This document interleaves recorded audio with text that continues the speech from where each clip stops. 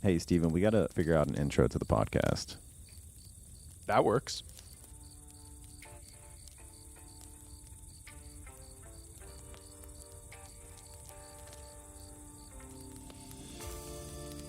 Hello, everybody, and thank you for listening to another episode of the No Fluff MSP Marketing Podcast. Super stoked for 2024. I hope you are as well. MSP Camp is officially a separate business as of January 1st. I have left Alltech, and so is Steven and Maddie. I took the whole marketing team with me. Alltech is still going to be a client, so we're excited about that too. A lot to look forward to in 2024. And the fact that you're listening to this podcast means you're a growth-focused MSP. You're either the owner that wants to grow, a marketing person, a salesperson. So I just wanted to cover a topic, kind of our first topic of this year, to kind of set the framework and groundwork for some motivation this year. And the topic is, who is your MSP competition? And the reason I wanted to cover this is it's very easy for us to feel overwhelmed when it comes to marketing. It's like, well, I haven't really done much. If I do anything, is it going to do anything? How long is it going to take? Is this a waste of time? Is this a waste of money? There's so much competition near me, or I'm in a city that doesn't have a lot of businesses. There's so much friction that can keep us from growing. And I think one of the most important considerations here is to think about, well, who am I actually competing with? Competition is amazing. It breeds adaptation in our businesses, obviously in the animal kingdom and world as well. But like as a business, it is survival of the fittest. So we have to understand who we're competing with. We all see these IT shops popping up. It's really easy to think like, oh, there's competition everywhere. There's a new MSP every week. Like they're all over the place. It's also easy for us to get bitter and say, these people aren't charging the right price. So it's bringing our value as an industry down. We have to lower our prices. Because it doesn't take much to pretend to be an MSP, because that person definitely knows more than the client. So they can pretend to be an MSP and they can buy a PSA and RMM and boom, they're up, right? They can get a website, try and start getting clients. The reality of who we're competing with is that there's so few businesses that are actually marketing. And that's true in every industry, but especially our industry. And that is a huge, huge, huge, massive opportunity for us that are focused on growth and are focused on marketing and growing sales within our current client base and all of these things. I want to tell a quick story. I was listening to a podcast about the founder of A1 Garage Doors, right? And he is in the home service space. He's not B2B. He's not an MSP. But I think this story resonated with me really well. He was only servicing 11 states, I believe in the Northeast, A1 Garage. And last year he sold his company for $500 million. And when he was asked, what got you to where you are?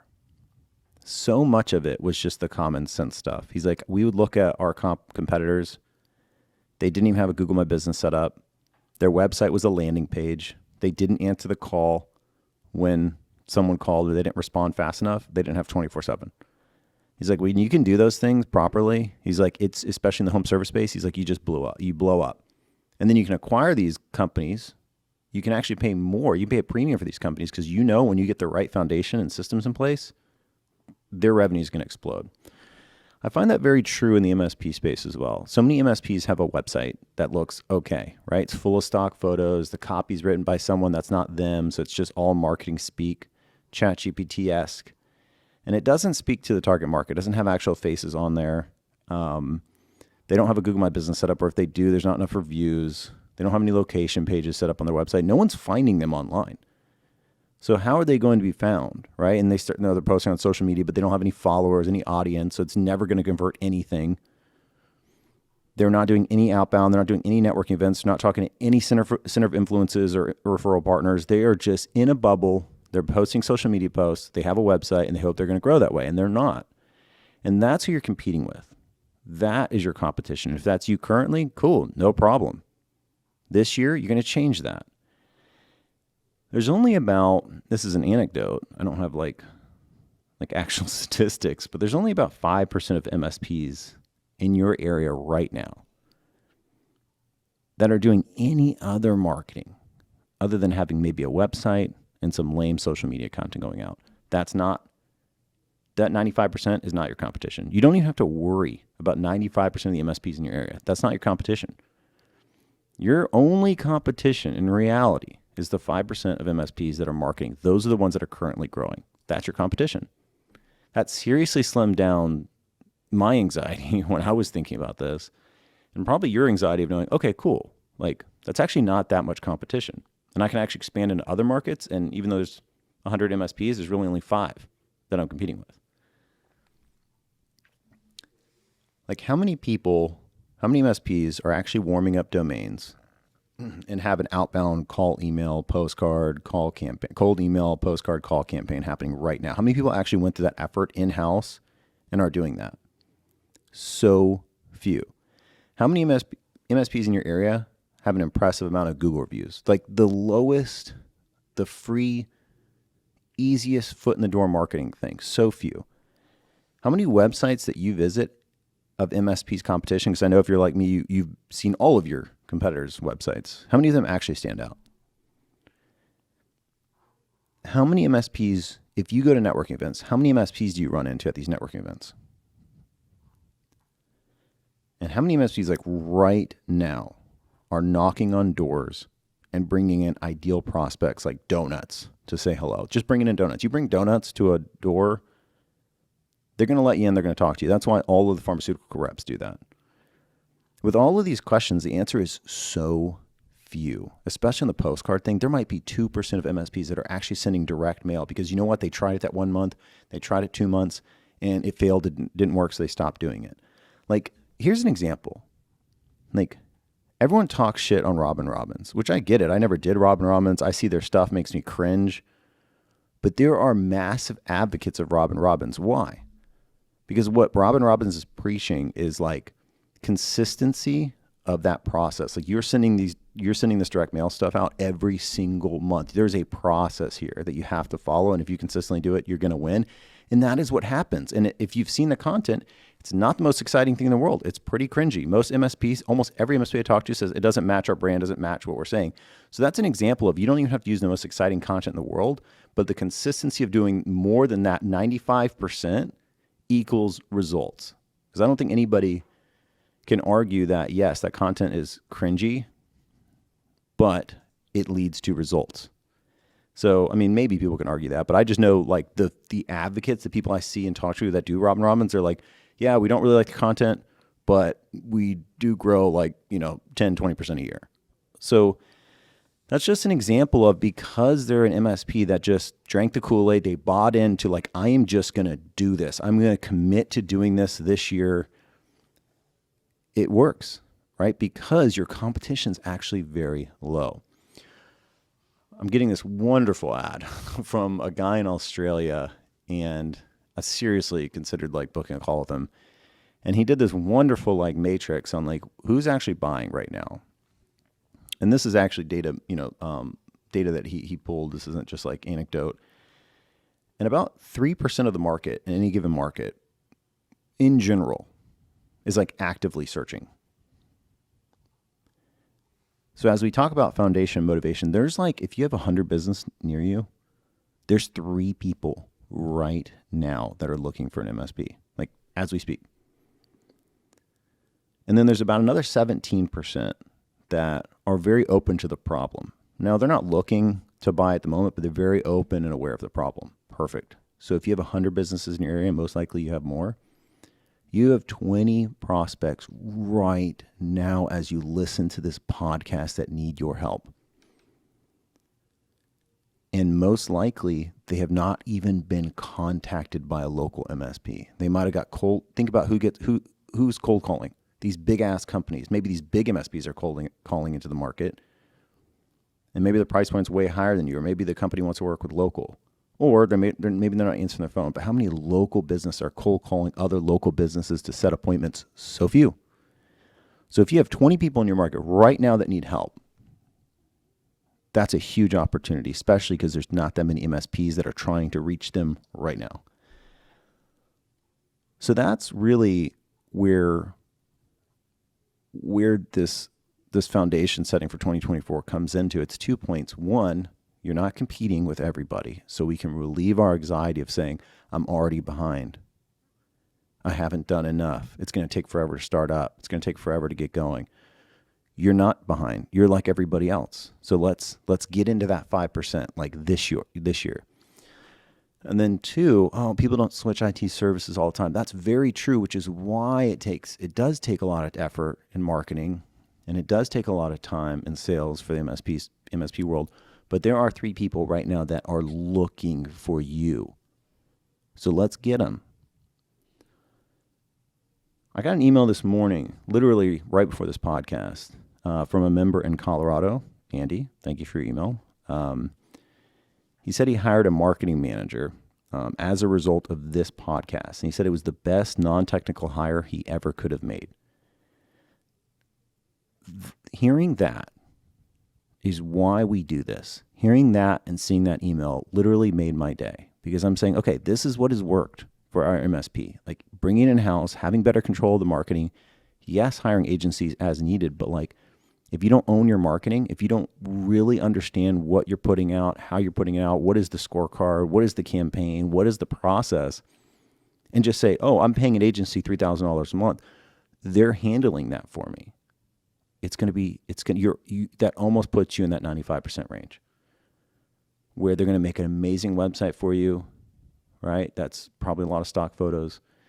You're going to be posting on social media with a bunch of people that have never even heard of you, don't care about you, are not going to be engaging with your social media posts, and then maybe doing some level of advertising, right? They're not doing that much. Some blogs that they're posting on other MSPs, blogs too.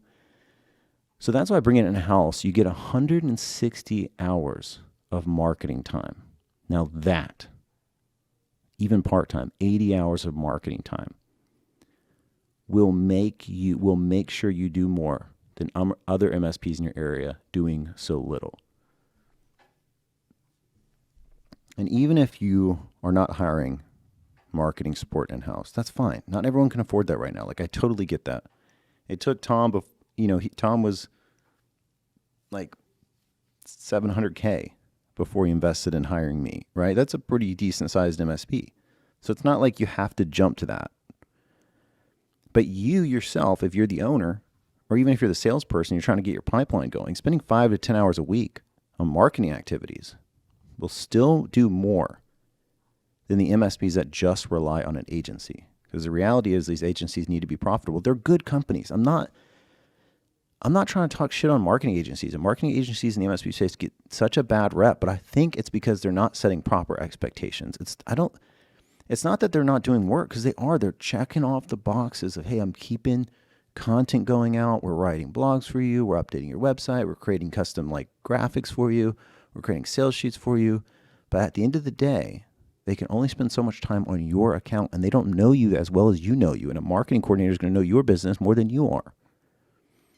And so agencies have to set expectations. You're spending $2,000, $3,000, $4,000, $5,000 a month. How much MRR in a year are you expecting from that? More than what you're putting in?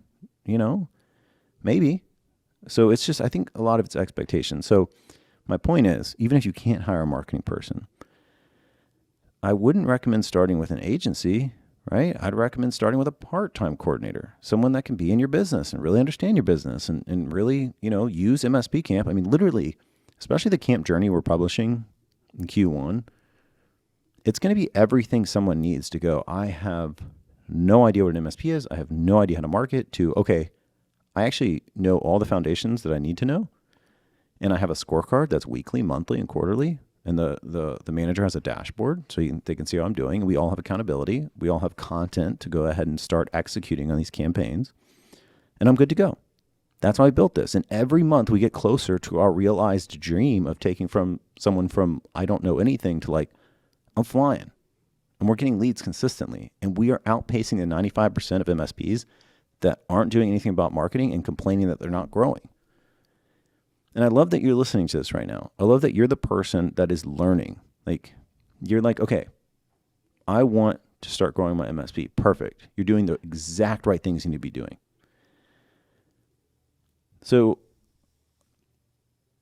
we're going to be getting into a lot of really actionable technical techniques and strategies that we're learning. Like we're learning as we go. Like we know a lot and still we're learning something more, like how to do location pages better, how to do social media lead generation better. Like there's so many things that we are learning, and we have more and more time to learn and bring it to the members. And we have now members, which I love, that are bringing us suggestions like, hey, this is what we did with this campaign. We're seeing the best results out of your email campaign, this one. Hey, we're doing this new AI lead gen through LinkedIn. Perfect. Thank you. They're bringing that to membership because the members are non-competing, so we can all help each other grow. So just in summary, thanks again for supporting the podcast. Thanks again for being with us on this journey as we actually are a real company now, like a real business, and I'm officially like the start of my own entrepreneurial journey. So I appreciate all the support and for listening and helping us get to where we're at. This year is going to be a huge year for MSP Camp and all of our members. We just really, really appreciate you guys a lot. And yeah, let's move to Challenge of the Week. Test your might. So you're saying we can't actually play the Mortal Kombat theme song? We don't have the budget. All right, Steven, it's on you. Dun dun dun dun dun dun dun dun dun dun dun. Challenge of the week. Dun dun. Excellent. To really put this in perspective, I want you to build a list of 100 business people and businesses in your area. Just 100. Don't worry about getting a list of 1,000, because the minute you do 1,000, now you have to go to somebody to scrape it for you, right? Which is fine. There's a lot of really good people. We've used people on Upwork to help build our list for us. But if it's 100, that's like, okay, I can probably do this. I can do some Googling. I can look at past prospects. I can drive down the road and see who would be an ideal prospect and start getting that list together. Get a list of 100 and just go through that. Look at these people's names. Look at their companies. Look at their employee sizes. And understand that 3 of those people on that list right now need your help. How are you going to get them to you? How are you going to get you to them? That's a big question. It's supposed to be. I want to leave it open-ended. There's lots and lots of stuff we discussed, but just get that list of 100.